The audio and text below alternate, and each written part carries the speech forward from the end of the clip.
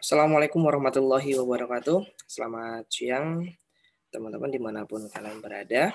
Bagi teman-teman yang saat ini memiliki suatu karya ataupun ciptaan yang berupa buku, modul, kemudian program komputer, ataupun dalam bentuk karya seni, lagu, musik, ya, dan lain sebagainya, itu teman-teman bisa melakukan pendaftaran hak cipta secara online ya dengan menggunakan email ya dan password yang sudah dibuat pada saat membuat akun dulu ya. Nah, jadi bisa diklik sini. Lakukan adalah mengisi beberapa informasi. Yang pertama, silakan di sini ada dua menu. Ini setelah login, tampilan setelah login seperti ini ya. Ini ada dua menu ya. Di sini adalah hak cipta, ini untuk permohonan baru, kemudian yang di bawah adalah untuk melihat daftar ciptaan yang sudah pernah kita ajukan. Kemudian di sini ada menu pasca hak cipta ya, ini permohonan baru juga, kemudian daftar pasca ciptaan. Nah, sekarang kita akan mencoba untuk mendaftarkan permohonan baru, diklik di sini ya. Nah, langkah yang pertama kita memilih jenisnya dulu ya, jenis permohonannya apa. Di sini kita klik, ini ada dua, ada umum, kemudian ada UMKM, lembaga pendidikan, lembaga litbang atau pemerintah. Nah, kita pilih umum saja karena kita akan mengajukan secara mandiri. Klik umum di sini ya. Kemudian jenis ciptaannya kita pilih dulu. Nah, di sini ada bermacam-macam jenis ciptaan, ada karya tulis, karya seni, komposisi musik, ada karya fotografi, karya drama, karya rekaman, kemudian yang lainnya. Nah, kali ini saya akan mencoba mensubmit salah satu karya yang berupa karya tulis. Maka saya klik di sini. Nah, setelah diklik jenis ciptaan, maka akan muncul biaya ya di sini atas ini ya. 400.000 ini jadi biaya yang harus kita bayarkan kepada negara sebagai pendapatan negara bukan pajak atau PNBP. Kemudian kita pilih jenis ciptaannya. Nah, ini jenis ciptaan kita klik. Sini ada macam-macam untuk karya tulis tadi.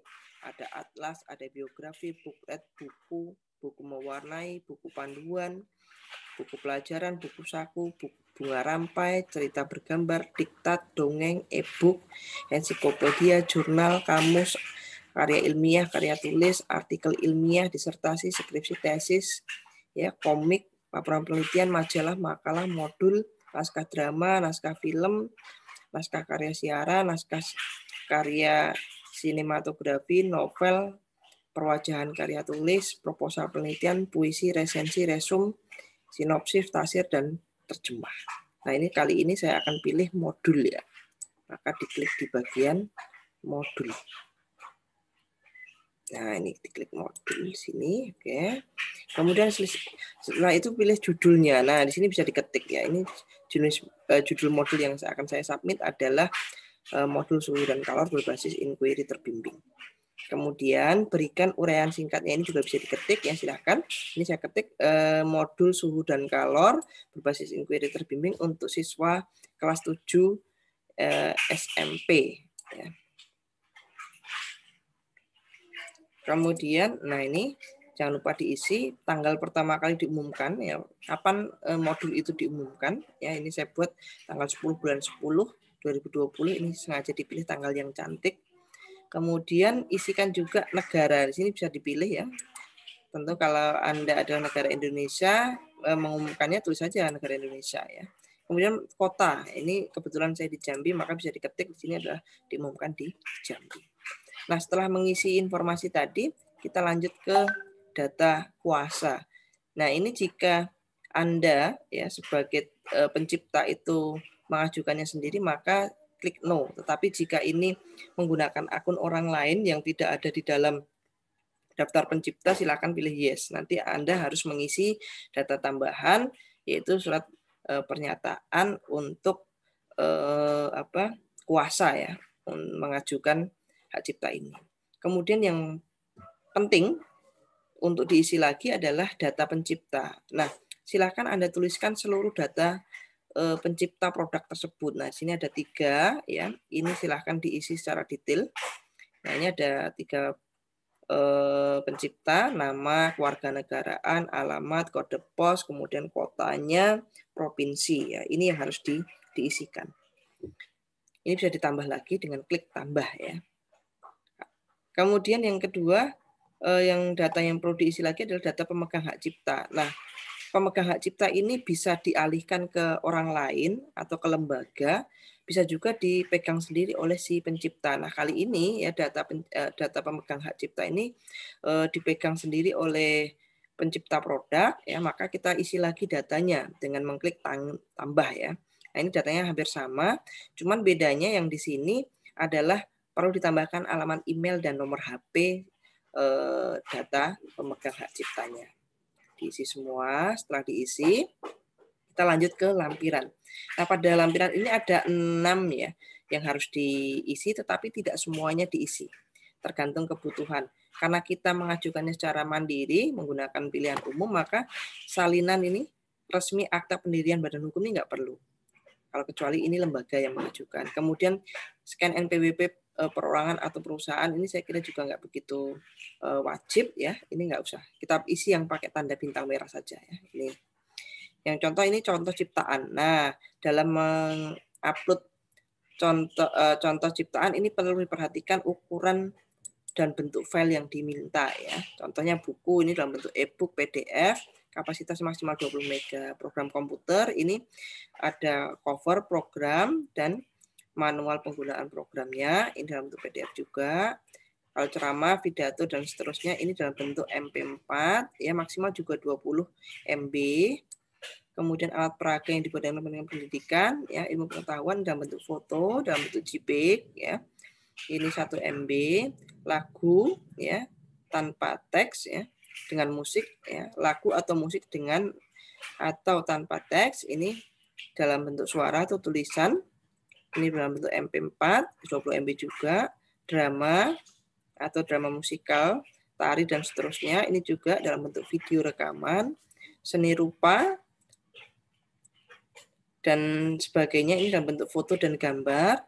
Arsitektur juga dalam bentuk foto dan gambar, peta ini dalam bentuk foto, gambar atau program, seni batik ya ini juga dalam bentuk foto atau gambar, fotografi juga demikian, sinematografi dalam bentuk rekaman, terjemahan tafsir ya dan seterusnya dalam bentuk dokumen, database ini metadata, rekaman suara dan atau gambar, suatu pertunjukan ini dalam bentuk video. Kemudian karya siaran yang dihasilkan oleh lembaga penyiaran ini juga dalam bentuk video. Nah, di sini yang menjadi kendala adalah kalau dalam bentuk video itu kan maksimalnya adalah 20 MB. Gimana caranya? Nah, caranya adalah kita harus membuat semacam video trialnya itu ya, yang hanya sekitar durasinya 1-2 menit, sehingga nanti ukuran filenya bisa menjadi 20 MB. Nah, setelah itu kita klik select, kita ambil filenya. Oke. Kemudian kalau untuk yang video panjangnya nanti silakan diupload URL-nya dipastikan di sini ya. Nah, contoh ciptaannya dalam bentuk URL karena ini videonya harus misal durasinya 1 jam atau 2 jam, maka URL-nya dipasti di sini. Kemudian jangan lupa lampirkan juga scan KTP pemohon dan pencipta. Nah, di sini kalau pemohon dan penciptanya itu sama, artinya penciptanya juga sekaligus akunnya ini adalah akun pemohon, maka cukup satu saja. Jadi ini yang dilampirkan KTP seluruh pencipta dan pemohon. Artinya ya kalau misalkan penciptanya ada 2, ya isi 2, kalau 3 ya 3, kalau 4 ya 4, ditulis di dalam bentuk PDF filenya ya. Ini file PDF, jadi jadikan satu halaman. Kemudian yang kedua, surat pernyataan. Nah, surat pernyataan ini bisa diunduh ya di sini pada saat teman-teman mau memulai pengajuan baru. Nah, itu silakan diunduh surat pernyataannya. Di situ ada 2, surat pernyataan dan surat pengalihan hak. Kalau itu memang mau dialihkan haknya. Nah, ini kita masukkan surat pernyataannya. Jangan lupa seluruh pemegang hak cipta dan pencipta ini menandatangani surat pernyataan di atas materai 6.000. Kemudian kalau ini dilakukan pengalihan hak cipta, maka di sini harus dilampirkan surat bukti pengalihan hak ciptanya. Nah, jika sudah selesai, kita bisa lakukan submit ya dengan klik submit di sini. Yuk kita coba. Kita tunggu. Kemudian jangan lupa ini dicentang. Nah, kita klik setuju.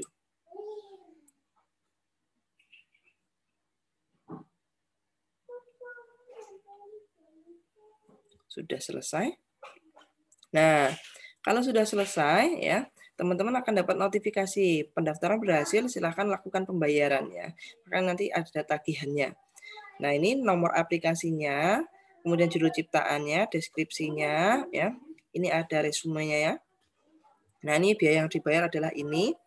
Nah, kemudian nanti di sini akan ditampilkan billing code-nya. Oke, silakan teman-teman melakukan pembayaran. Nanti untuk mengecek statusnya, teman-teman kembali login melalui akun ini. Kemudian teman-teman bisa melihat statusnya apakah sudah disetujui atau belum. Nah, jika sudah disetujui maka teman-teman bisa langsung melihat ya hasil ciptaannya. Ya, hasil ciptaannya gimana? Ya, apakah sudah setuju atau belum? Kalau sudah disetujui nanti teman-teman bisa langsung mendownload namanya sertifikat hak ciptanya. Yuk kita coba lihat statusnya sekarang.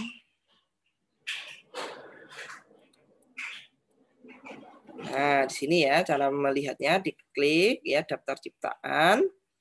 Ya, nah di sini teman-teman sudah lihat ya, di sini ini yang kita ajukan tadi. Nah, nanti kalau mau melihat statusnya di action.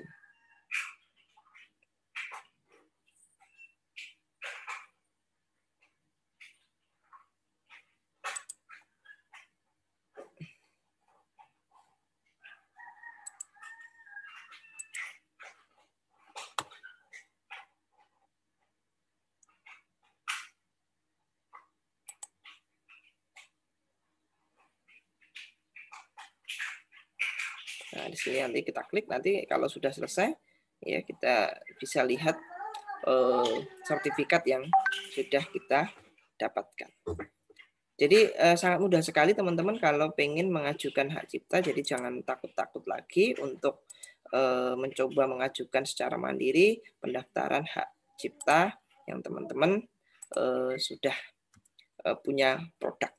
Saya kira untuk video ini cukup sampai di sini, sampai ketemu di video selanjutnya.